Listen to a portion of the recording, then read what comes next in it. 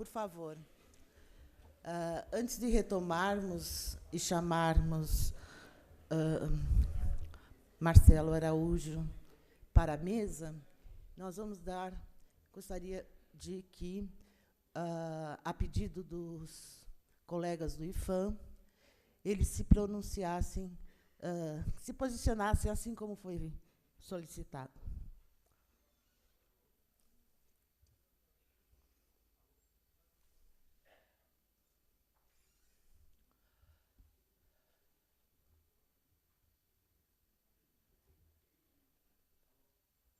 Alô,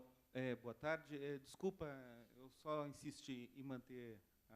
a palavra solicitada anteriormente, porque acho que é fundamental que a gente esclareça algumas coisas do ponto de vista da participação do Instituto do Patrimônio num evento tão importante quanto esse. Então, são duas questõezinhas que eu só queria pontuar. Primeiro, como já adiantou o nosso colega Carlos, só para lembrar e sugerir que, em qualquer tipo de dúvida, tenham acesso, procurem o site do IFAM. Ali vocês vão encontrar um conjunto bastante completo de informações. Ali também vocês vão encontrar o endereço, o telefone, o e-mail das nossas 27 superintendências, ou seja, o IFAM está presente em todos os estados do Brasil, com superintendências nas capitais, e, além dessas superintendências, mais 28 escritórios técnicos em cidades históricas. Portanto, nós temos um conjunto de técnicos que estão diretamente disponíveis para atender qualquer tipo de demanda. Sobretudo, nos interessa a orientação prévia à elaboração de projetos. A gente sabe o custo de um projeto hoje, portanto, uma orientação prévia é um fator fundamental no sentido de agilizar o processo, mas também de garantir uma economia para que a gente não, para que se otimize os recursos. A segunda questão que eu acho que é importante é lembrar ou informar que nós temos hoje 1.225 bens tombados federais, ou seja, considerados patrimônio nacional no Brasil. 1.250. Desses 1.250, 670 são bens católicos, ou seja, a Igreja Católica é responsável por 54% do patrimônio nacional. De tudo que nós tombamos em 80 anos de história no IFAM, 54% diz respeito diretamente ao que nós estamos discutindo aqui, ou seja, ao patrimônio artístico e cultural católico. Portanto, para o IFAM, é fundamental a participação. Nós estamos, e isso eu queria pontuar aqui também, a questão da nossa participação no GT, que está sendo constituído, de diálogo entre CNBB e IFAM, no sentido de facilitar, de construir e, sobretudo, de construir orientações no sentido de buscar orientar a intervenção nos templos e garantir ações de manutenção e de conservação constante, para que a gente evite, na medida do possível, os restauros. Agradecer ao Dom Gregório pelas palavras. De fato, no fundo, ele fez uma defesa, sim, dessa instituição. Para que vocês tenham uma ideia, ele citou que só na Igreja de Petrópolis, no restauro da Igreja de Petrópolis, está envolvendo em torno de 12 milhões de reais. O IFAM, no ano de 2017, teve um orçamento de 11 milhões de reais. Ou seja, nós temos 11 milhões de reais para cuidar de todo o patrimônio nacional. Ou seja, não paga um único restauro. Então, é fundamental que, de um lado, o IFAM esteja junto com aqueles que devem fazer a gestão deste enorme patrimônio e, sobretudo, no sentido de a gente construir orientações comuns. O presidente do IBRAM, do Instituto Brasileiro de Museus, vai falar agora, e ele vai tocar, eu tenho certeza, nos inventários,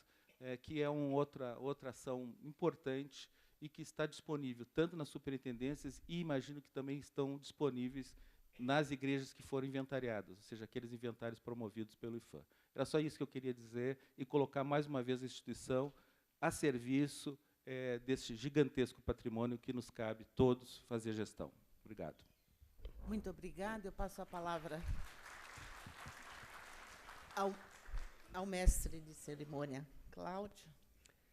Dando sequência ao nosso simpósio, agora convidamos para compor a mesa o nosso próximo conferencista, o senhor Marcelo Matos de Araújo, que é presidente do IBRAM, Instituto Brasileiro de Museus. Peço uma salva de palmas para o nosso convidado, que é bacharel em Direito pela Universidade de São Paulo e doutor pela Faculdade de Arquitetura e Urbanismo, também pela USP, é especialista em museologia pela Fundação Escola de Sociologia e Política de São Paulo, foi diretor do Museu Lazar Segal de 97 a 2001, foi diretor da Pinacoteca do Estado de São Paulo de 2002 a 2012 e foi secretário estadual da Cultura de São Paulo de 2012 a 2016. O tema da nossa próxima conferência será aquisição de recursos junto às entidades de fomento cultural, agora, então, com o presidente do IBRAM, o senhor Marcelo Matos Araújo. Bom dia. Bom dia a todos e a todas. Em primeiro lugar, eu quero agradecer a Dom Odilo, Padre Rodolfo, o convite para participar desse seminário, cumprimentar pela iniciativa. Acho que é importantíssimo nós reconhecermos as iniciativas que a Igreja Católica, por meio de suas diferentes organizações, instâncias, e os esforços que tem feito nos últimos anos, e principalmente mais recentemente, para justamente promover fóruns de discussão e de interlocução visando a preservação do patrimônio. E, antes de começar, até retomando uma questão que acredito que surgiu nas discussões das apresentações anteriores, e como o Andrei, meu companheiro do IFAM, disse, o IBRAM, o Instituto Brasileiro de Museus, é uma autarquia vinculada ao Ministério da Cultura. Foi criado recentemente, há 8 anos atrás, a partir de um desmembramento do IFAM, e temos, portanto, uma atuação conjunta entre IFAM e IBRAM. Gostamos de nos apresentar como duas instituições irmãs,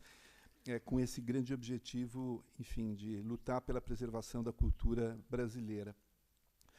Mas, antes de entrar, como eu dizia, no tema da minha palestra, e também retomando essas discussões, o que eu acho mais importante nesse momento todo em que nós discutimos a questão de recursos, de viabilização de projetos,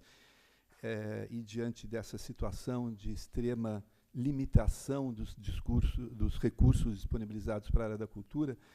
nós nos conscientizarmos e, acredito, nos unirmos em um esforço conjunto na defesa, justamente, de mais recursos para a área da cultura. A área da cultura tem sido uma das áreas mais penalizadas nesse momento em que o nosso país enfrenta aí uma crise econômica muito grande, mas eu acho que esse entendimento da cultura, justamente como elemento não só de preservação, mas principalmente de desenvolvimento, é fundamental nesse momento, e as consequências, obviamente, são o reconhecimento dessa necessidade e dessa luta, que eu acredito que nos une a todos, por buscarmos e defendermos mais recursos para a área da cultura como um todo. Eu acho que essa é uma das reivindicações mais importantes no atual cenário político brasileiro, e acredito, como eu disse, que todos nós aqui presentes estamos juntos nessa reivindicação, que é sempre fundamental de ser apresentada. A proposta que eu recebi para a apresentação de hoje era falar justamente sobre a aquisição de recursos junto às entidades de fomento cultural. E, enfim, quando eu comecei a preparar essa apresentação e também analisando a estrutura do seminário, vendo inclusive a realização de mesas específicas sobre determinadas estratégias, pensei em fazer uma ampliação, claro que solicitei a autorização do Padre Rodolfo, para, enfim, fazer uma introdução geral sobre esse tema, mas depois, obviamente, focar um pouco mais detalhadamente na questão museológica, que, obviamente, como vocês viram da minha biografia e da minha atual função institucional à frente do IBRAM é meu grande área de atuação. Para onde que eu tenho que dirigir? Eduardo, para cá? Só. Ótimo, obrigado. Bom, acho que quando nós falamos em gestão cultural e aspectos econômicos, acho que é importante nós atentarmos para algumas questões mais gerais. Uma delas é que as atividades culturais requerem, e elas têm uma natureza específica, né, dentro do âmbito da administração, uma gestão que tenha uma criatividade, uma flexibilidade, uma agilidade muito próprias e muito consistentes. Eu acredito que sem essas características torna-se praticamente impossível a gestão de qualquer projeto cultural.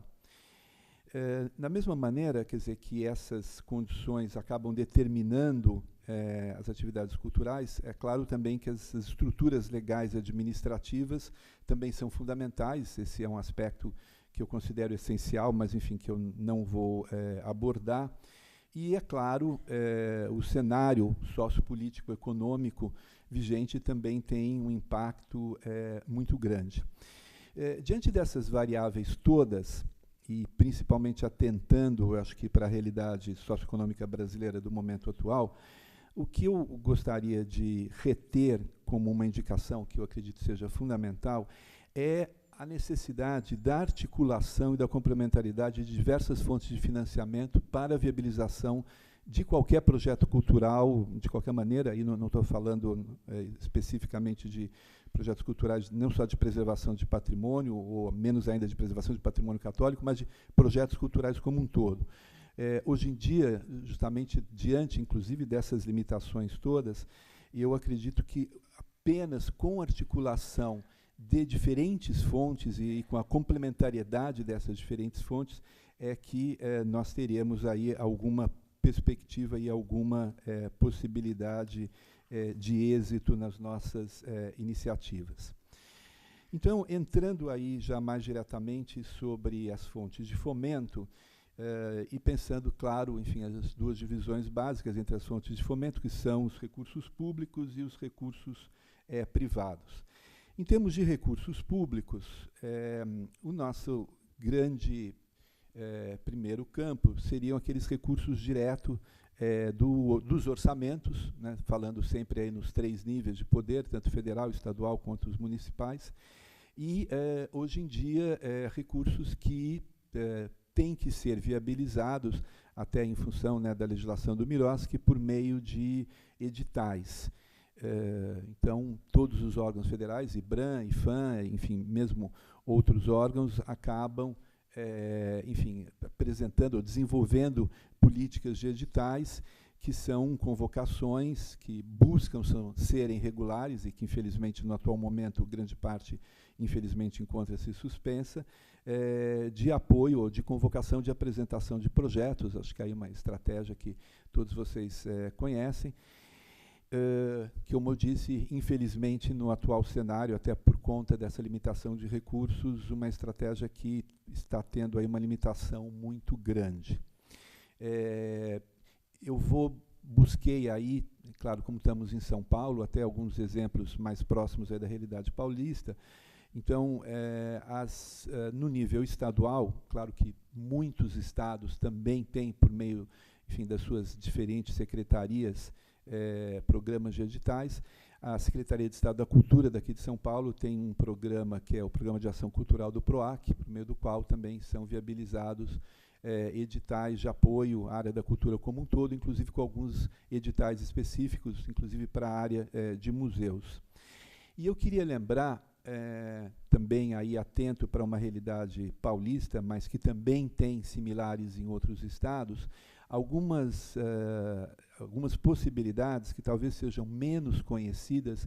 mas que têm um potencial bastante grande e que, mesmo nesse cenário aí de restrições orçamentárias, continua tendo recursos, em alguns momentos, bastante significativos.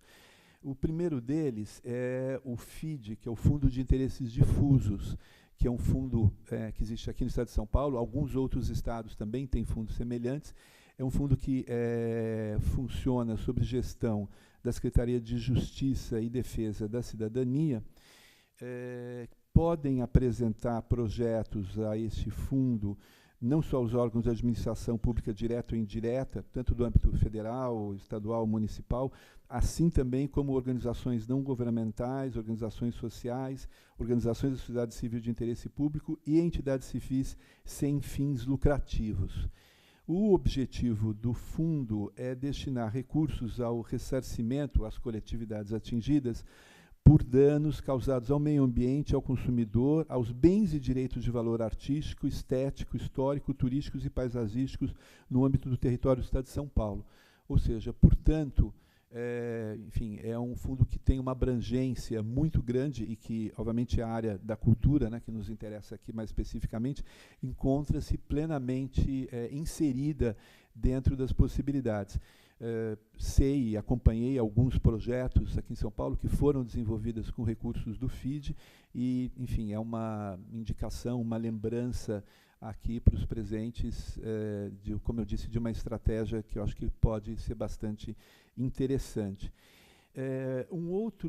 possibilidade também que existe aqui também no âmbito do Estado de São Paulo é o DAD, que é um fundo para o desenvolvimento das instâncias turísticas, e que ele também tem uma complementariedade com o Fundo de Melhoria das Instâncias. É claro que daí esse fundo é restrito àqueles municípios que são reconhecidos como instâncias turísticas. O ano passado teve uma abrangência grande também para uma nova categoria, que são os municípios de interesse turístico, que também tem um fundo específico. Então, eu queria só deixar essa lembrança e sugerir, obviamente, enfim, aos gestores aí atentarem para essas possibilidades, que são todas viabilizadas, né, graças aos recursos orçamentários públicos. Ainda em termos de recursos públicos, eu queria lembrar uma iniciativa que existe há muitos anos, mas que agora tem ganho nos últimos anos, seja em função também, né, quer dizer, da crise orçamentária, seja inclusive a nível federal, por uma mudança da natureza desta ação, tem ganho uma relevância muito grande, que são as emendas parlamentares. Os parlamentares, em quaisquer níveis, quer dizer, ou seja, os parlamentares federais, os deputados federais, os senadores, os parlamentares estaduais, ou seja, os deputados estaduais, assim como os vereadores. Do vereador depende um pouco aí da situação de cada município, mas a nível estadual e a nível federal isso existe plenamente. Eles têm direito a emendas, ou seja, valores que eles podem, por ano, individualmente destinar para ações, enfim, em qualquer área que eles indicarem. E isto, portanto, é um potencial muito grande de obtenção de verbas para projetos na área cultural. É claro que essa ação depende, né, quer dizer, de uma articulação política com os parlamentares, mas, né, temos que entender que os parlamentares são nossos representantes, são os representantes dos cidadãos, dos interesses sociais e coletivos das comunidades que os elegeram, e que, portanto, essa é uma ação legítima, né, quer dizer, no nosso sistema de representação, né, quer dizer, de buscarmos essa interlocução com os parlamentares e solicitarmos a destinação desses recursos, que cada um deles tem direito, e são recursos bastante significativos, para projetos que, obviamente, sejam de interesse da comunidade, como eu disse, nas quais eles foram eleitos. E, no âmbito federal, como eu disse, houve uma mudança recente e que tornou, até pouco tempo atrás, essas emendas não eram obrigatórias, então, muitas vezes, elas não conseguiam se concretizar, mas houve uma mudança legislativa e elas se tornaram impositivas, ou seja, aquilo que o parlamentar destina obrigatoriamente tem que ser aceito e executado. Então, realmente, são recursos orçamentários vultosos, existentes, disponíveis, claro, com uma tramitação que é um pouco complexa, mas, enfim, também não tem nada de misteriosa, e que eu deixo aí também como uma sugestão e uma lembrança para serem buscadas. Ainda falando de recursos públicos, é claro que outra estratégia aí muito conhecida são as leis de incentivo, tanto a Lei Federal de Incentivo à Cultura, a famosa Lei Rouanet. Eu vi aqui na organização do seminário que nós vamos ter uma mesa específica sobre isso, então, obviamente, não vou me alongar aqui. Só queria fazer uma pequena observação, que eu acredito que vai ser mais desenvolvida, mas, enfim, é lembrar que a possibilidade de utilização da Lei Rouanet não se restringe às empresas, mas também pode ser feita pelas pessoas físicas, e hoje em dia todos os cálculos, disponibilidade inclusive, é que o grande potencial de colaboração e de contribuição por meio da Lei Rouanet repousa nas pessoas físicas e não nas pessoas jurídicas. Então, certamente, enfim, vocês terão possibilidade aí de aprofundar essa questão. E também lembrando a existência de legislações estaduais e municipais de incentivo. Aqui também no estado de São Paulo, a lei estadual, né, que é conhecida como PROAC, e que funciona por meio da isenção do ICMS, tem sido, nos últimos anos, uma das estratégias mais buscadas, inclusive por parte das empresas. Muitas empresas, inclusive, preferem utilizar o PROAC do que a Lei Rouanet,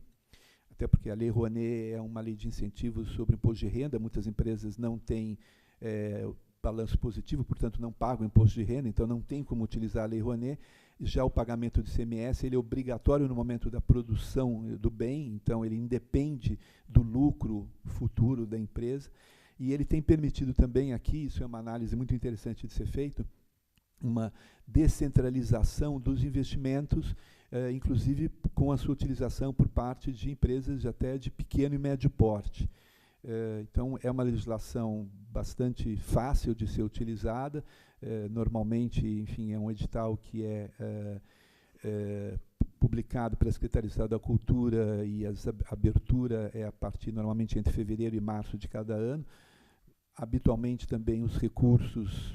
tendem, ou normalmente terminam entre setembro e outubro, então, na verdade, são ali 8 meses em que as empresas podem utilizar.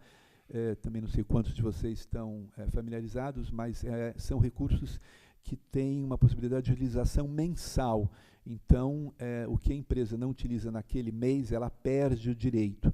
Então, ela tem algumas características próprias, distintas da Lei Rouanet, que é importante que, enfim, vocês estejam atentos até na hora de planejamento,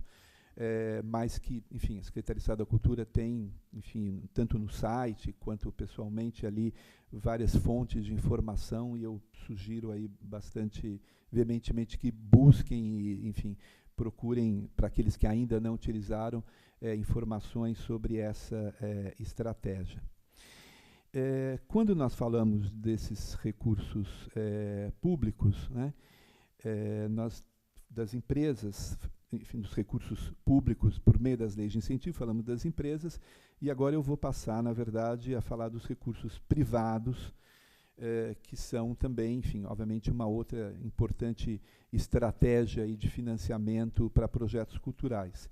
Lembrando que as empresas, sejam elas, inclusive, estatais, públicas ou privadas, elas têm, né, esse importante papel de apoio ao empreendimento cultural, toda essa noção de responsabilidade social que hoje em dia orienta, ou pelo menos deveria orientar, a atuação empresarial no meio econômico, preconiza essa perspectiva desse papel social das empresas. Algumas empresas têm, inclusive, linhas regulares de apoio a iniciativas, muitas vezes, inclusive, por meios de edital, algumas utilizando as leis de incentivo, outras utilizando recursos diretos, enfim, da sua própria empresa. Esse é um universo, obviamente, muito grande, e eu trouxe aqui, está aí na tela para vocês, alguns sites que têm, ou que trazem, digamos assim, um universo das empresas que têm uma atuação de apoio à área da cultura, seja por meio dos mecanismos das leis de incentivo fiscal, seja, como eu disse, por meio de mecanismos específicos. E nesses 3 sites que estão aí, o Mapa de Financiamento Cultural, no guia do Sebrae e no guia de empresas patrocinadoras, vocês podem encontrar,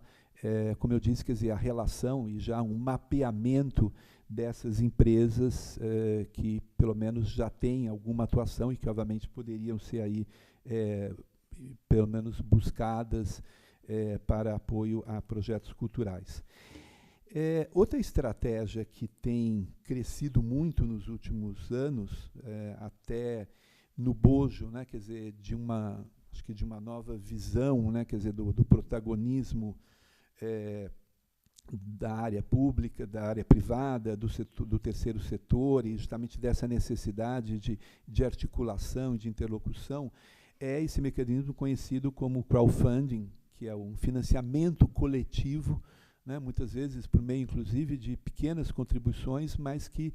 no conjunto, acabam viabilizando, muitas vezes, projetos até de médio, algumas vezes até de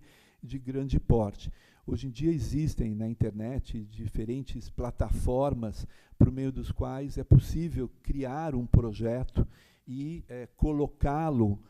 digamos assim, na internet para busca de apoios por meio dessa estratégia, que, na verdade, é um velho financiamento coletivo, só que agora, né, quer dizer, de uma dimensão muito maior, que, inclusive, extrapola aí a territorialidade, muitas vezes abrangida por aquele projeto específico. E acho que todos nós temos aí acompanhado, pelo menos visto, projetos muito interessantes das mais diferentes áreas que têm conseguido um financiamento para a sua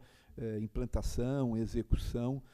por meio dessa estratégia. Ela pode, talvez para alguns, parecer uma estratégia meio distante ou meio,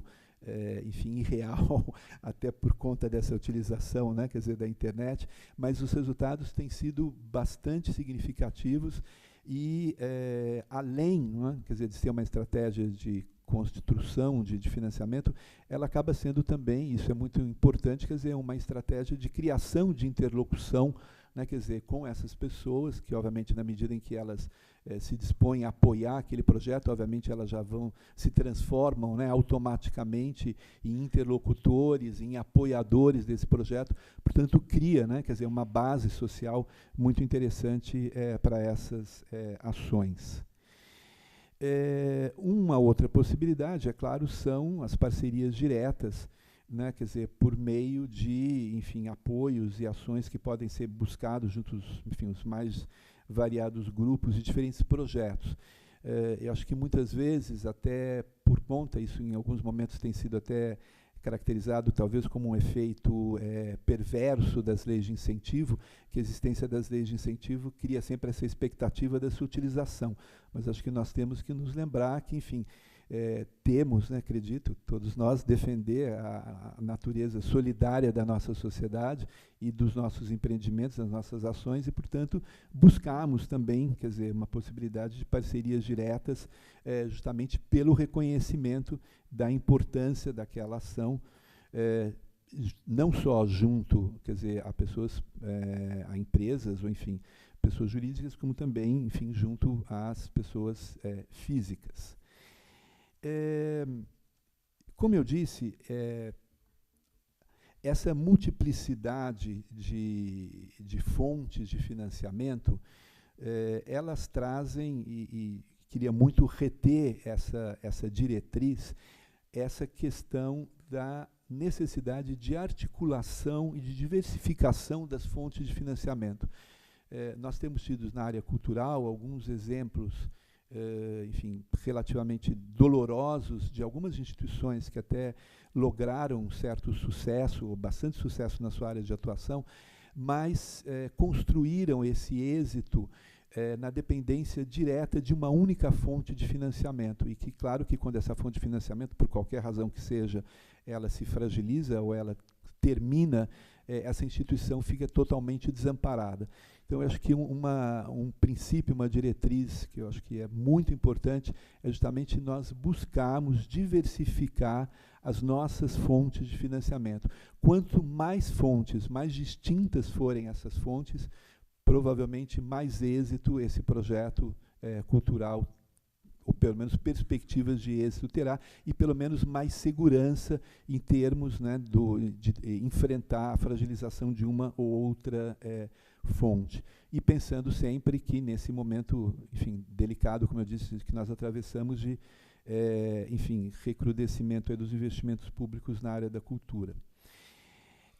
É claro que todas essas estratégias podem, né, devem ser utilizadas quando nós falamos de preservação do patrimônio cultural e artístico católico, e principalmente lembrando, acho que os dados que Andrei trouxe, né, só a respeito dessa percentual absolutamente evidente da importância desse patrimônio católico no âmbito do patrimônio cultural e artístico brasileiro como um todo. Agora, esses recursos, eu acho que é sempre importante nós lembrarmos, eles serão mais acessíveis e terão uma perspectiva, um êxito maior em termos de utilização e de alcance, na medida em que eles atentarem para uma questão que é fundamental quando nós falamos da esfera pública da área da cultura, que é a questão do acesso ao patrimônio. Quer dizer, o pressuposto básico, né, quer dizer, de todas essas ações, principalmente daquelas, fundamentalmente daquelas que têm recursos públicos, é a questão do acesso ao patrimônio, ou seja, de como que esses projetos, né, quer dizer, vão buscar esses recursos para não só preservarem, mas, e esse é o sentido que nós entendemos hoje em dia, né, de preservação, darem, por meio da preservação também, um acesso o mais amplo possível a esse patrimônio preservado. E nessa perspectiva que eu queria muito trazer aqui, e enfim, aí um pouco discutir com vocês, em que medida os processos de musealização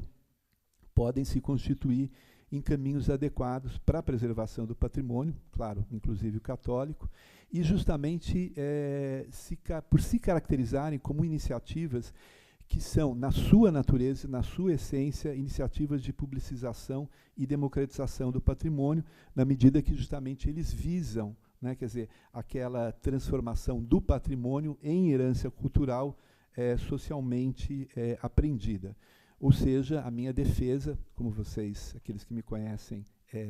poderiam esperar nesse momento, é que justamente os museus têm um papel absolutamente fundamental e um imenso potencial nesse cenário de preservação do patrimônio católico. Hoje em dia nós temos, eu trouxe aí alguns dados, um cenário museológico, museal brasileiro, bastante amplo. Nós temos cerca de 3.784 museus cadastrados no Brasil como um todo, 665 aqui em São Paulo, sendo 170 na capital, e desses 3.784 museus, 2.284 são museus públicos, o que obviamente significa que praticamente 2/3 dos nossos museus hoje em dia são públicos, entendendo públicos, enfim, não só os 3 níveis, né, os federais, os estaduais e os municipais. Dentro desse cenário, existe uma tipologia bastante específica, que são os museus de arte sacra. Infelizmente, quando eu fiz esse levantamento no nosso cadastro, o que nós conseguimos, o que foi possível identificar, na verdade, são aqueles museus que têm a denominação de Museu de Arte Sacra. E nós temos, hoje em dia, no Brasil, 75 museus que têm, na sua denominação, Museu de Arte Sacra, portanto, me permitiram essa recuperação. Agora, imediatamente, eu atentei para a fragilidade desses dados, porque no próprio âmbito do IBRAM, o IBRAM é responsável, nós temos a gestão de 30 museus em 10 estados diferentes, nós temos pelo menos 4 museus que são, por sua natureza, museus de arte sacra, acho que muitos de vocês conhecem, o Museu de Arte Sacra de Paraty, o Museu de Arte Religiosa e Tradicional de Cabo Frio, que, portanto, como ele não tem arte sacra no nome, ele acabou não entrando nesse levantamento, e foi aí que eu imediatamente constatei essa fragilidade. O Museu da Igreja da Boa Morte em Goiás, que também não tem, e o Museu das Missões, no Rio Grande do Sul, que é, essencialmente, um museu enfim, de arte sacra católica. Então, portanto, na verdade, esse dado de 75 museus, como eu disse, se referem apenas àqueles museus que têm, na sua denominação, arte sacra. Agora, é importante também nós lembrarmos que, além daqueles museus que são voltados ou que têm na sua essência, né, quer dizer, a arte sacra como objeto, que a arte sacra, ou arte sacra principalmente católica, ela está presente praticamente na totalidade dos nossos museus. Quer dizer, todos os museus históricos do Brasil têm nos seus acervos peças, em maior ou menor proporção, e alguns deles em grande proporção, peças de arte sacra católica. Muitos dos nossos museus de arte têm no seu acervo peças de arte sacra católica. Então, na verdade, a presença do patrimônio católico nos museus brasileiros é praticamente total, né, ou pelo menos em grande parte deles. Aí um dado histórico importante que eu achei interessante, que o primeiro museu de arte sacra que foi criado especificamente, é um dado que eu posso estar equivocado, se tiver alguma informação contrária até eu agradeço, mas pelo menos nos nossos registros foi o Museu de Arte Sacra da Universidade Federal da Bahia, que foi criado em 1958, inaugurado em 59, e inclusive em uma relação muito interessante com a universidade. Uma relação essa que no cenário dos museus de arte sacra não teve desenvolvimento. Pelo menos nessa nossa compilação, no nosso cadastro, desses 75 museus de arte sacra que nós temos no Brasil, o único no âmbito de universidade é justamente o Museu de Arte Sacra da Universidade Federal da Bahia. Acho que essa é uma questão, enfim, que vale a pena atentarmos para pensarmos, refletirmos, porque, obviamente, a aproximação e a parceria com as universidades são fundamentais. Lembrando, inclusive, estamos aqui, né, quer dizer, no espaço de uma das grandes universidades brasileiras, uma universidade católica, pontifícia, assim como existem várias outras, mas, curiosamente, não identifiquei, de novo, aberto aí para, enfim, correções, caso seja uma informação que não proceda, essa ausência, ou pelo menos, enfim, dessa parceria, dessa articulação entre museus de arte sacra e universidades no nosso país.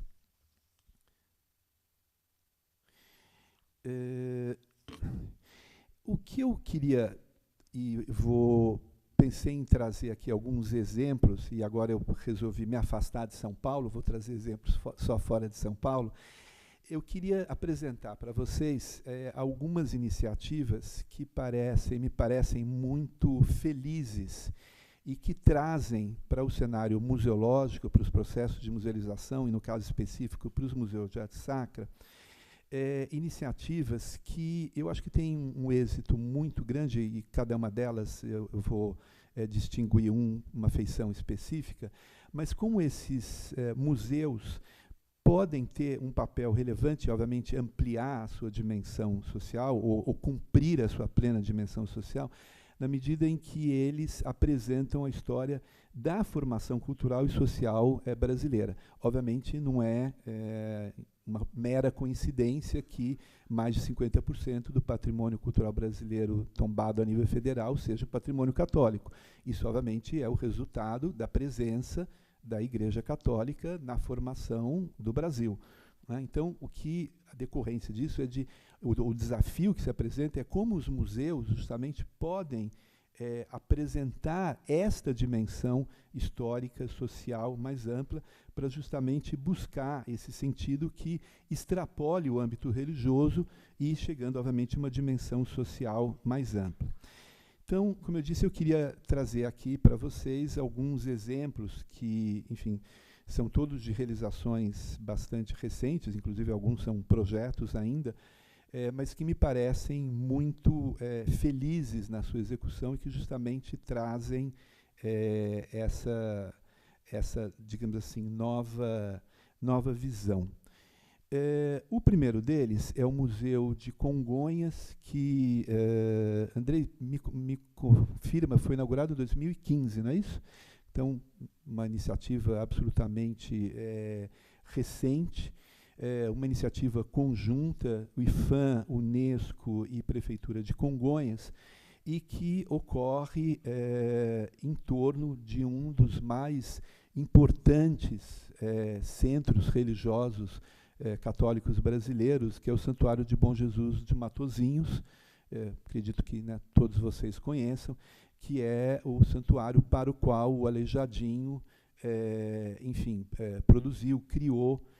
não só os profetas, né, que estão ali em apresentação aí na escadaria, na frente do santuário, como também, abaixo dessa foto, as capelas onde são apresentadas as cenas da Paixão. O santuário, no seu conjunto, inclusive ele é um patrimônio cultural da humanidade, reconhecido pela Unesco. Esse reconhecimento, obviamente, trouxe não só para o governo brasileiro, mas também, enfim, para a Igreja Católica responsável pelo santuário, né? Quer dizer, a obrigação, inclusive, do desenvolvimento de atividades de preservação. E o que é muito importante, né, obviamente, de constatarmos, que é um santuário que continua com um papel religioso dos mais significativos. A Romaria Anual do Santuário é uma das grandes festas católicas do Brasil, atrai todo ano milhares e milhares de peregrinos, enfim, inclusive com números que aumentam a cada ano. O que, obviamente, significa, inclusive, toda essa sorte de desafio, né, do cotidiano, de como trabalhar e receber essa verdadeira multidão que ocorre. E, na verdade, respondendo a esse grande desafio, que é justamente o museu tem esse grande desafio de contextualizar como um verdadeiro museu de sítio, quer dizer, não só de dar as informações, mas de contextualizar todo esse patrimônio, como eu disse, no fundo, mais do que um patrimônio brasileiro, é um patrimônio cultural da humanidade, que seja, as informações todas que são necessárias para uma exata compreensão desse fenômeno, seja do surgimento dessa devoção no século XVIII, de como foi a construção da primeira igreja, enfim, dessa igreja atual, dessa dimensão artística fantástica que ela tem. E, nesse sentido, foi construído ao lado do santuário essa construção moderna, muito exitosa, no meu ponto de vista, pelo menos do ponto de vista arquitetônico, porque tem ali uma inserção, ela fica em uma cota mais baixa do que o santuário, então ela tem uma inserção muito discreta e muito exitosa, e é onde se desenvolvem justamente, enfim, uma série das ações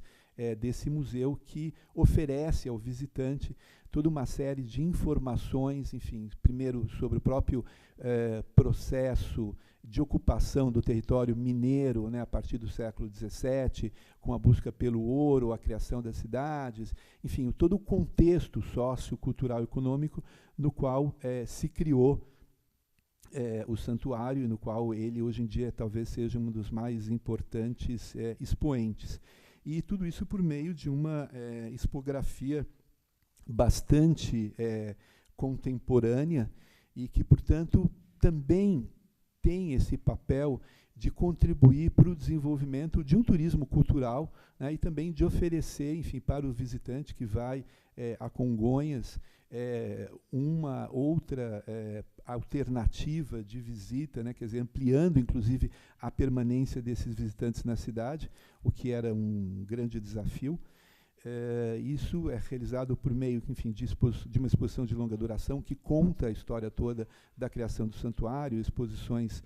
temporárias, enfim, como eu disse, uma execução bastante exitosa. O outro museu que eu queria também trazer aí como exemplo, e que eu acho muito interessante, daí sim é um museu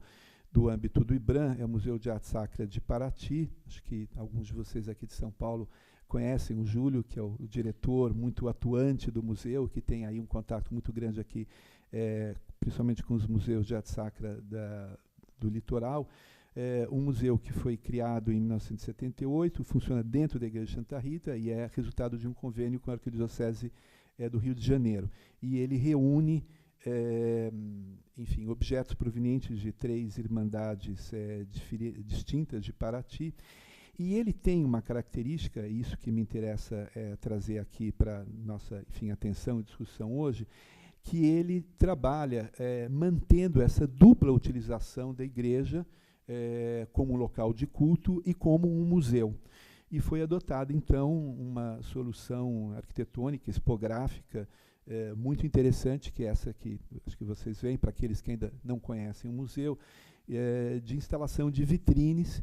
no âmbito da igreja, de uma maneira que, enfim, acho que como vocês podem verificar, isso não impede de maneira alguma a utilização como templo para cerimônias litúrgicas, mas, ao mesmo tempo,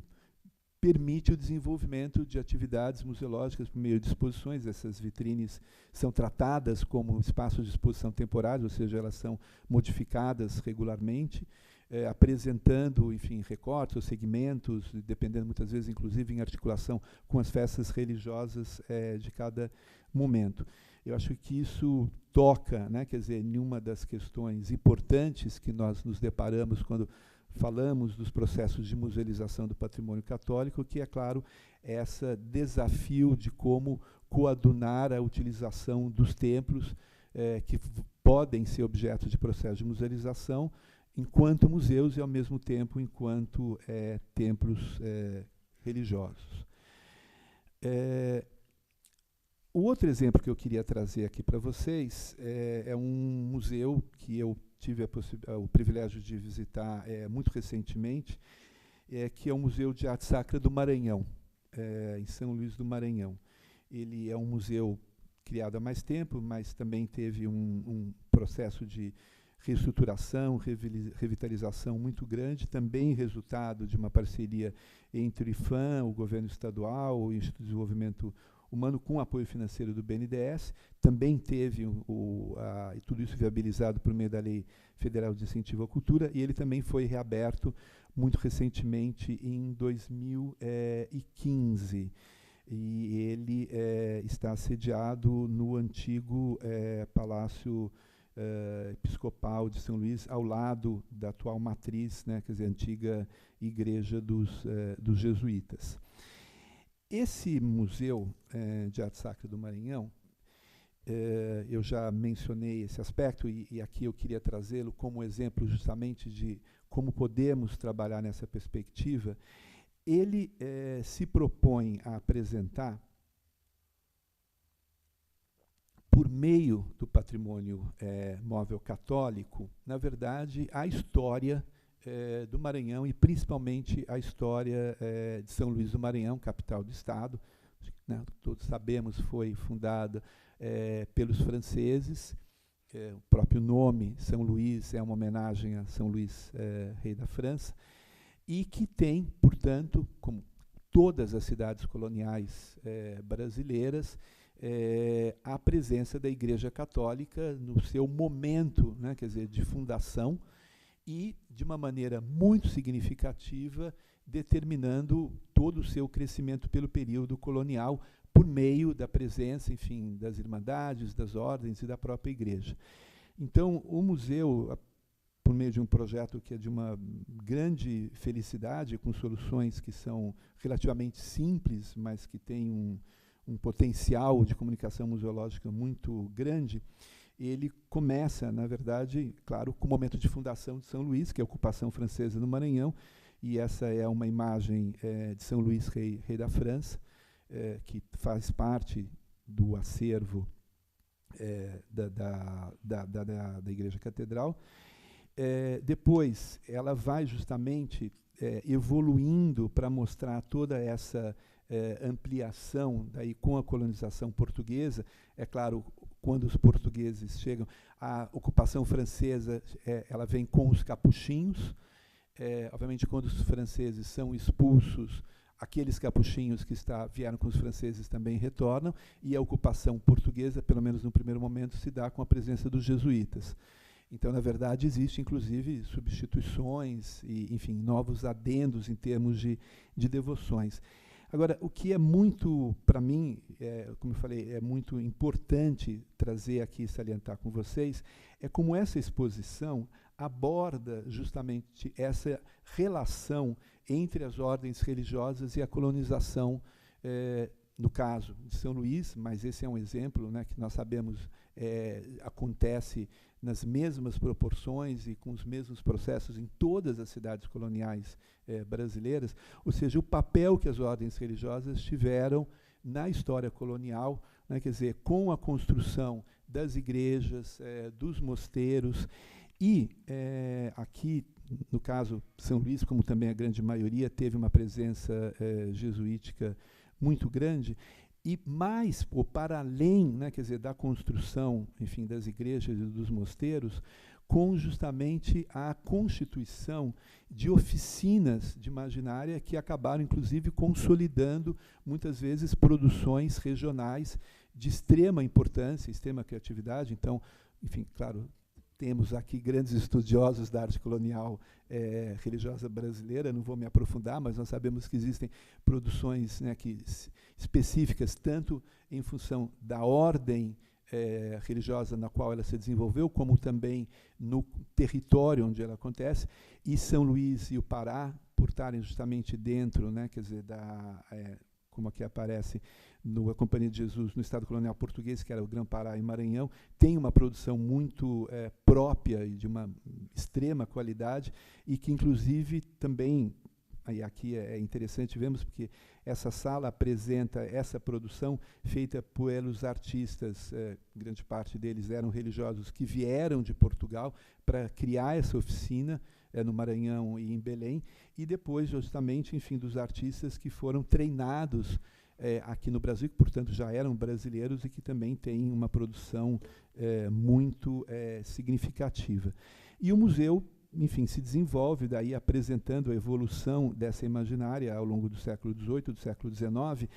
agora sempre com essa preocupação, e vocês notam aí no fundo essa grande ampliação fotográfica de São Luís, se preocupando em criar esta relação entre a presença dessa produção religiosa, dessas ordens e o cotidiano da cidade. Isso que eu acho muito interessante e muito importante, quer dizer, de que maneira os museus podem trabalhar com essa perspectiva, que, como eu disse, amplia e, na verdade, dá a exata dimensão da importância do patrimônio católico na história do nosso país. Então, de novo, né, a apresentação das igrejas, das freguesias, das irmandades, eu acho que esse é um outro dado importante, quer dizer, as maneiras pela qual a Igreja Católica, enfim, se organiza, as ordens, a sua própria territorialidade, é claro que são informações que, para o grande público, são muito difíceis de serem compreendidas. Essa, eu acho que uma primeira preocupação que os museus têm, até porque nós estamos falando muitas vezes de organização e de territorialidades, que obviamente são sempre distintas das divisões administrativas, né? Quer dizer, os bispados, arcebispados ocupam áreas territoriais que não correspondem àquelas divisões administrativas públicas. Então, esse conceito de territorialidade e de distintas formas de organização da igreja pelas ordens, enfim, pelas irmandades, pelas freguesias, são presenças que têm uma visibilidade cotidiana nas cidades brasileiras, mas que elas não ganham a necessária visibilidade e as necessárias informações, muitas vezes, por parte dos nossos museus. E esse museu aí de São Luís justamente teve essa preocupação, traz, inclusive, essa relação das irmandades todas que funcionaram na cidade de São Luís, inclusive, por meio delas, como eu disse, apresentando o próprio crescimento urbano da cidade, que muitas vezes foi determinado pela presença das irmandades. Bom, daí ele apresenta, enfim, os acervos em metal, inclusive de arte sacra popular, e eu queria trazer como um último exemplo, na verdade, um projeto muito interessante, que eu tive também aí o privilégio de poder conhecer recentemente, que é do Museu Nacional Padre Anchieta, que fica no Espírito Santo. Acho que, enfim, como muitos de nós sabemos, o Padre Anchieta, São José de Anchieta, faleceu no Espírito Santo, numa aldeia para a qual ele tinha se dirigido, no qual ele criou um colégio jesuíta, que é Heritiba, e onde construiu uma igreja e um colégio que também são tombados pelo IPHAN, são dos mais significativos exemplos aí de arquitetura religiosa já do começo do final do século XVI, se não me engano, e que desde 1956 funciona como um museu que foi instalado naquela parte que vocês olham do lado esquerdo, que é a parte, uma parte do antigo colégio. E hoje em dia a Ordem Jesuíta, até com a canonização, né, de São José do Anchieta, está desenvolvendo um projeto que está a cargo do reverendo César Augusto dos Santos, interessantíssimo, de revitalização do Museu Padre Anchieta, lá no Espírito Santo, mas criando um projeto que, na verdade, busca recuperar a presença do Anchieta e, obviamente, da Companhia de Jesus, dos jesuítas, na história brasileira. Enfim, nós sabemos que Anchieta vem para o Brasil, São Vicente, participa da fundação, enfim, é o fundador de São Paulo, junto com outros companheiros, volta, vai para o Rio de Janeiro, ele participa da fundação da cidade do Rio de Janeiro, no segundo momento, depois vai para o Espírito Santo, teve a presença, né, no litoral norte de São Paulo, lá em Ubatuba. Ou seja, ele é, na verdade, uma figura que, naquele primeiro momento, né, quer dizer, digamos assim, de consolidação da presença portuguesa e, obviamente, no futuro do Estado brasileiro, ele tem uma presença absolutamente chave,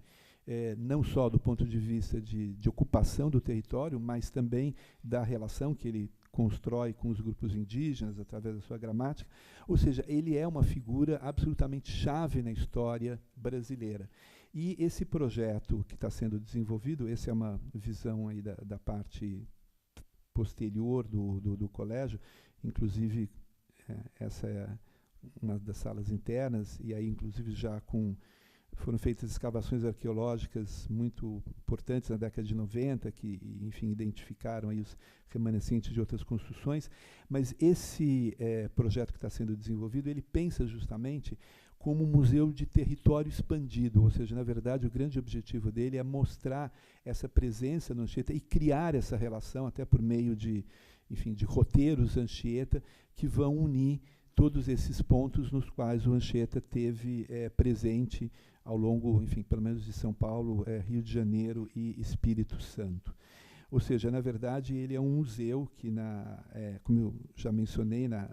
no jargão museológico, ele poderia ser chamado, esse projeto que está sendo pensado, como um museu de território, na medida em que ele se propõe a trabalhar com uma territorialidade expandida e fazer a musealização de toda essa presença, é claro, em uma articulação com outras instituições que também são detentoras ou que também evidenciam a presença do Anchieta nesse grande território. Eu queria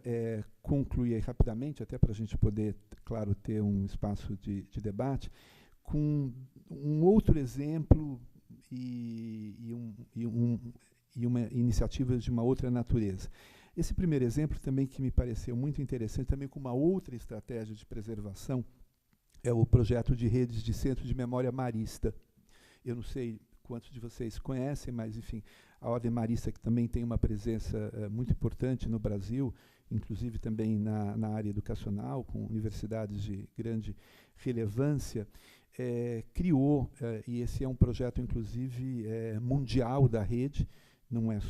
ele não acontece só no Brasil, mas ele criou justamente com esse objetivo de congregar e de, enfim, consolidar a memória da ordem, uma rede de centros de memória, onde justamente, enfim, são depositados todos os registros da presença, da atuação da ordem, das suas escolas, criando inclusive programas de memória oral, muito interessante e em uma formatação muito contemporânea, inclusive grande parte desse material já está disponibilizado na internet e com uma articulação também muito ágil. Me pareceu muito interessante pensar, inclusive devido, claro, a essa complexidade, essa abrangência, né, do que nós chamamos de patrimônio católico, que obviamente está sob guarda de diferentes organizações, diferentes instituições, como que também as ordens religiosas têm ou podem ter esse papel bastante interessante a partir das suas próprias memórias e das suas próprias histórias de preservação e principalmente divulgação desse patrimônio. E, por fim, lembrarmos uma questão que me parece também já foi objeto de debate aí nas mesas anteriores, que é a importância das atividades de documentação, catalogação e inventário para a preservação. Aí estamos falando, da verdade, do patrimônio móvel. Um dos maiores desafios, né, do patrimônio móvel católico é a questão de segurança. Nós sabemos, enfim, nas nossas relações, inclusive com o Interpol, no combate do tráfico ilícito, que no caso do Brasil, ao lado do material fóssil, as duas grandes tipologias, né, quer dizer, de bens que são contrabandeadas são artefatos indígenas e daí os artefatos religiosos. Então, esse é um dos grandes, graves e atuais desafios, problemas que nós enfrentamos. E é claro que uma das, essa não é a única, obviamente, mas uma estratégia importante também para pensarmos nisso. Claro que a documentação e catalogação tem muitos outros propósitos fundamentais, mas fiz questão de também lembrar esse papel que tem nesse combate, que é a realização desses inventários. Esses inventários, é claro, são iniciativas complexas, eles demandam esforços, recursos humanos, recursos financeiros, não são iniciativas fáceis. Trouxe aqui alguns exemplos que eu acho que foram muito exitosos na abrangência que, pelo menos, eles conseguiram fazer, ou, pelo menos até o momento. Aqui em São Paulo há um projeto que está em andamento no âmbito da Secretaria de Estado da Cultura, que é o Inventário Paulista dos Acervos Museológicos de Arte Sacra. Por enquanto, puderam ser realizadas as 2 primeiras etapas desse inventário, mas ele ainda tem mais 2 ou 3 etapas ainda em aberto para poder concluir esse inventário de uma maneira total. O INEPAC, que é o órgão do Estado do Rio de Janeiro, tem um inventário bastante aprofundado, né, da arte sacra fluminense, e o IPHAN fez, ao longo da década de 90, anos 2000, um inventário nacional de bens móveis integrados, que acho que conseguiu realizar esse inventário, acho que é alguma coisa em torno de 9 estados, e tem mais de 640 igrejas e, enfim, organizações que tiveram seus inventários catalogados, e, claro, todos eles estão disponíveis em diferentes bases, mas só, como eu disse, fiz questão de trazer como um registro da importância e da necessidade de nós pensarmos sempre em ações articuladas. Aí, de novo, eu volto para a questão da necessidade da articulação institucional para o êxito desses projetos, na realização desses inventários, não só como uma maneira, óbvio, de conhecimento desses acervos, mas também como um instrumento de proteção e de preservação. Bom, muito obrigado e estou aqui à disposição para a nossa conversa.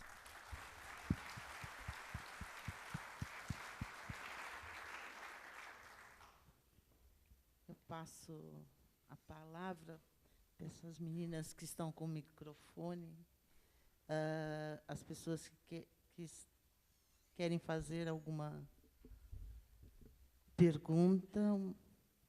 ao Marcelo. Bom dia.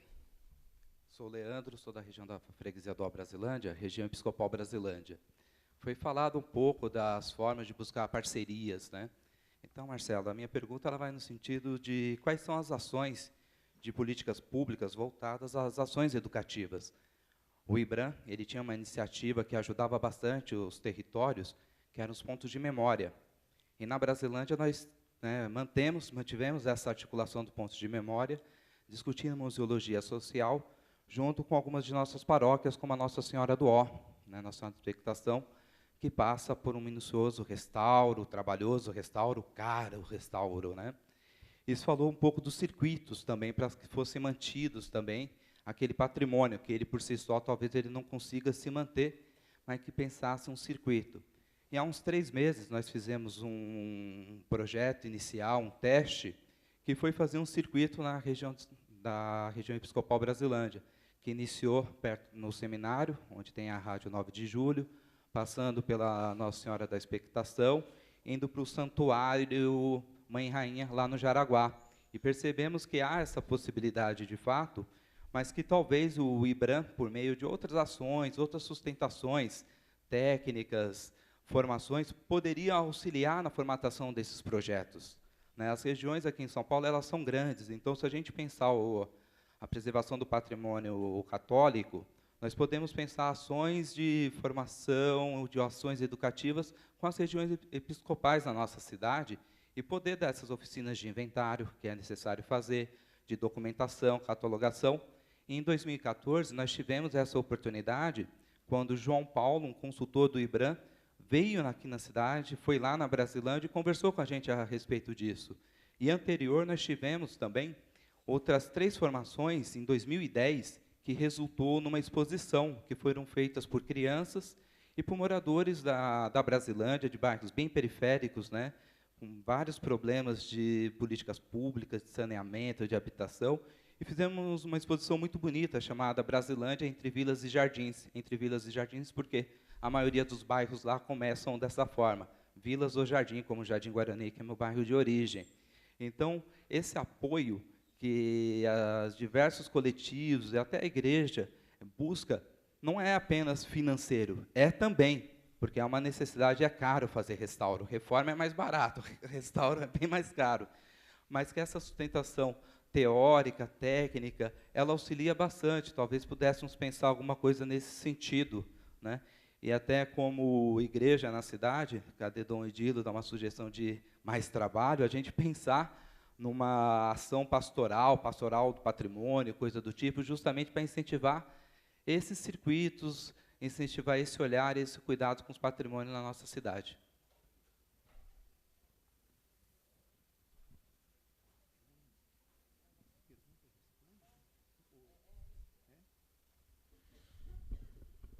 Bom,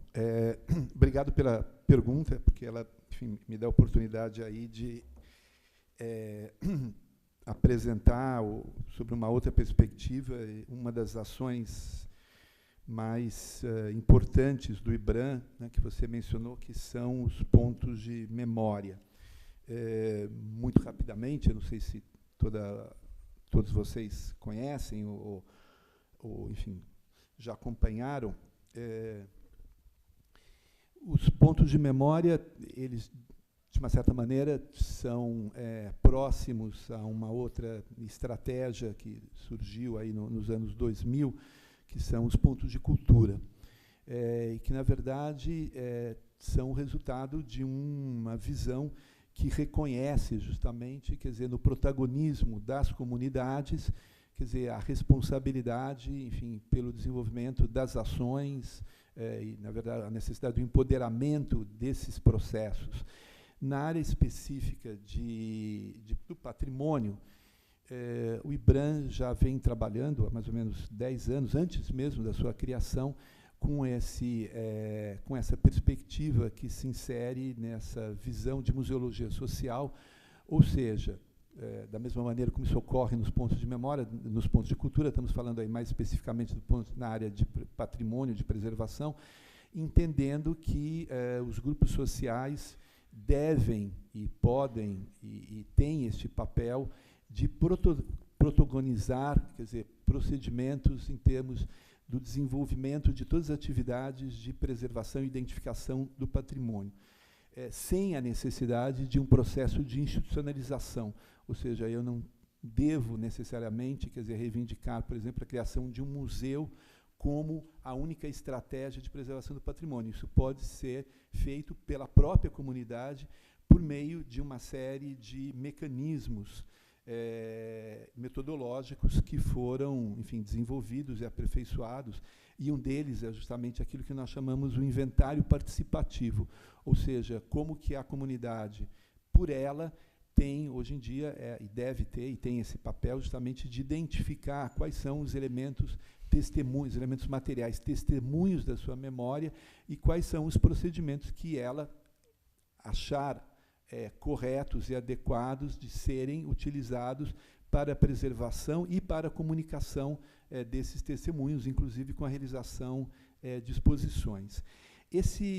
Essa visão acabou se consolidando em um programa, que é o programa Pontos de Memória, que, como eu disse, o IBRAM já vem desenvolvendo. Nós temos no nosso site um número muito grande de informações sobre os pontos de memória. Inclusive, o ano passado fizemos uma publicação que também está disponível online sobre os pontos de memória, enfim, explicando essa conceituação toda, com todos esses instrumentos metodológicos disponíveis. Então, isso pode ser acessado por qualquer, enfim, interessado em qualquer momento no site do IBRAM. E, além disso, nós temos também, nós já fizemos vários editais de apoio aos pontos de memória. Infelizmente, enfim, aquela situação, tínhamos um edital previsto para esse ano, que até agora, pelo menos, não foi possível viabilizar. Agora, nós temos, e isso também é uma possibilidade concreta, de prestação de assessoria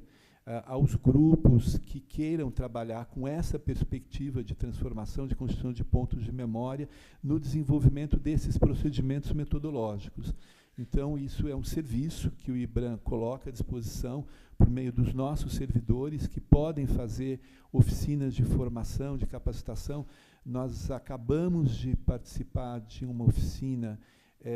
da rede dos pontos de memória indígenas que teve no Ceará, oferecendo justamente essa oficina de capacitação. Vamos participar agora de uma que vai ter no Espírito Santo. O Espírito Santo é um estado que tem uma tradição muito sólida de atuação dos pontos de memória e, portanto, teríamos aí grande prazer em contribuir, colaborar, enfim, com pontos de memória ou com organizações que queiram trabalhar com essa perspectiva no ponto de vista de oferecer uma capacitação e consultoria. Fica aqui a sugestão, ou pelo menos, quer dizer, a nossa disponibilidade, e talvez, se vocês puderem, enfim, organizar do ponto de vista de grupos, comunidades que tenham esse interesse, para que nós possamos pensar em uma oficina e, enfim, e trabalharmos conjuntamente na implantação dessas metodologias. Mas para o IBRAM vai ser um imenso prazer. Tá? Te dou depois, a gente pode até pessoalmente conversar e vemos como é que a gente pode construir isso aqui no âmbito da cidade de São Paulo. Mais alguém gostaria de fazer uma pergunta? Sim, por favor. Marcelo, eu estou vendo uma preocupação comum, né, nas falas de várias pessoas aqui. Primeiro, o Carlos colocando a possibilidade, a hipótese de réplicas para proteção das imagens originais. Depois, a colocação de Dom Gregório, a preocupação com relação a sistemas de alarme, por exemplo. Né? E agora você colocou um exemplo muito interessante do exemplo do Museu de Artes Sacras de Paraty, em que uma mesma edificação compartilha duas funções, de templo e de museu. Né? Você falou agora mais uma possibilidade, que é esses pontos de memória. Então, me parece que nós estamos tendendo a sair daquela classificação muito rígida, que ou é igreja ou é museu. Né? Eu considero isso muito bom. Né? Há um exemplo bastante interessante aqui em São Paulo mesmo, a Capela de São Miguel Arcanjo, lá na Zona Leste, no bairro de São Miguel, né? Em que ela foi restaurada, remonta nas suas origens ao século XVI, né? Foi restaurada e cumpre essa dupla função. Durante a semana, ela é um museu e, aos sábados, é celebrada uma missa, para que a população não perca os seus laços afetivos com ela e a memória do seu uso enquanto espaço religioso. Né? E eu pergunto a você, e se algum dos outros líderes, se um dos líderes católicos aqui quiser responder, pode ser muito bom, né? Como você vê essa possibilidade desse compartilhamento de espaço e compartilhamento de funções, né? Que, no meu entender, me parece muito bom, né? Muito construtivo, no sentido que interessa, que é preservar os múltiplos aspectos, os múltiplos sentidos que tem o patrimônio cultural católico. Júlio, obrigado. Eu acho, enfim, procurei muito reforçar aí ao longo da minha apresentação, quer dizer, essa necessidade de nós trabalharmos sempre com essa perspectiva de parcerias e de articulações. Eu acho que a questão da preservação do patrimônio católico traz diversos desafios. Um deles, justamente, é essa questão da possibilidade de uso, de utilização. Em muitos países na Europa, por exemplo, muitas igrejas, enfim, perderam sua utilização como templo, foram transformadas em museus, ou até tem até outras utilizações. No Brasil, acho que grande parte das igrejas continuam, né, quer dizer, tendo essa importância e essa dimensão de templos, e, portanto, isso tem que ser encontrado soluções, que obviamente são sempre muito pontuais, mas que eu acho que há uma plena possibilidade de articulação entre os dois usos. Eu não vejo que haja uma incompatibilidade por natureza. Ao contrário, eu acho que há, por natureza, uma possibilidade de articulação. Agora, existem muitas situações, por exemplo, Congonhas do Campo, que é um dos exemplos que eu trouxe, até pela própria dimensão do desafio que se colocava, né, quer dizer, em termos de preservação, em termos de informação, a opção foi, na verdade, a construção de um museu que é ao lado da igreja, até porque havia ali um volume de questões a serem trabalhadas que não seriam possíveis disso acontecer no âmbito físico da igreja, até, inclusive, pela própria utilização que ela tem, como eu já disse, como um dos grandes centros de romaria, que, portanto, tem uma utilização em números de presencial muito grande. Agora, ali também há uma questão que acho que é um dos desafios que nós enfrentamos, uma questão de réplicas, porque um dos objetivos do Museu de Congonhas era justamente receber os originais dos profetas do Aleijadinho, que, como nós todos sabemos, estão ao ar livre, sofrendo um processo de degradação terrível. Congonhas fica no território de mineração, há uma das maiores minas que atualmente ainda estão em funcionamento, na verdade, atrás, o santuário fica em uma montanha, é atrás da montanha, quer dizer, a quantidade de partículas que são depositadas diariamente em cada uma daquelas imagens, do ponto de vista de preservação, é um atentado cotidiano. Então, aí, uma das ideias com a criação do museu é que justamente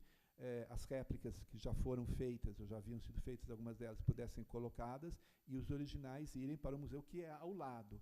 Esse foi, por exemplo, um impasse que até hoje, apesar do museu já ter sido criado há 2 anos, ainda não se conseguiu superar, por uma série de, enfim, resistências, enfim, dificuldades de compreensão, mas os originais dos profetas continuam ao ar livre, sofrendo esse processo de degradação que vai inexoravelmente levar à sua destruição. Isso é absolutamente certo. O que não é certo é quanto tempo, mas que elas vão literalmente se dissolver, certamente vão. Então, acho que essas são questões que muitas vezes adquirem, em alguns momentos, como né, dos profetas ali do Aleijadinho, em Congonhas, uma situação mais conflituosa, que obviamente necessitam enfim, entendimentos que certamente, enfim, vão tomar tempo e que precisam articular todos esses interesses. Mas eu acho que, por natureza, esta convivência é mais do que possível, ela é necessária e é o caminho que nós temos que trabalhar para a preservação. Com licença. Eu sou Matheus, eu sou estudante de arquitetura da Universidade de São Paulo e participo da paróquia Nossa Senhora das Mercês, no bairro do Sacomã.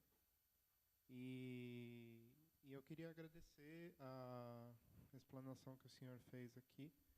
e agradecer a esse comentário sobre o lugar da memória, porque até então eu estava percebendo aqui que se deu muito lugar aos critérios artísticos, aos critérios de preservação artística do patrimônio, e não se falou do lugar da memória como algo não só imaterial, mas algo presente e contínuo na história. E eu só queria fazer um apontamento aqui. A fala do Dom Gregório,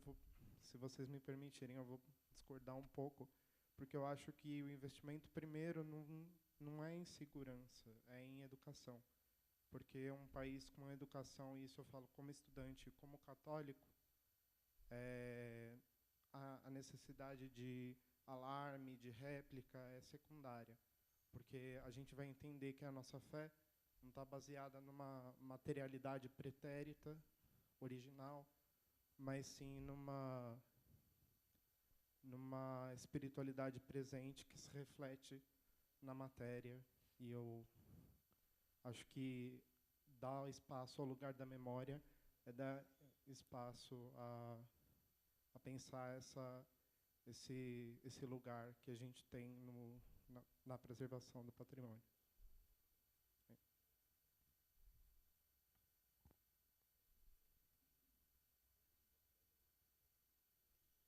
Não tendo mais nenhuma pergunta, então nós gostaríamos de agradecer ao presidente do Instituto Brasileiro de Museus,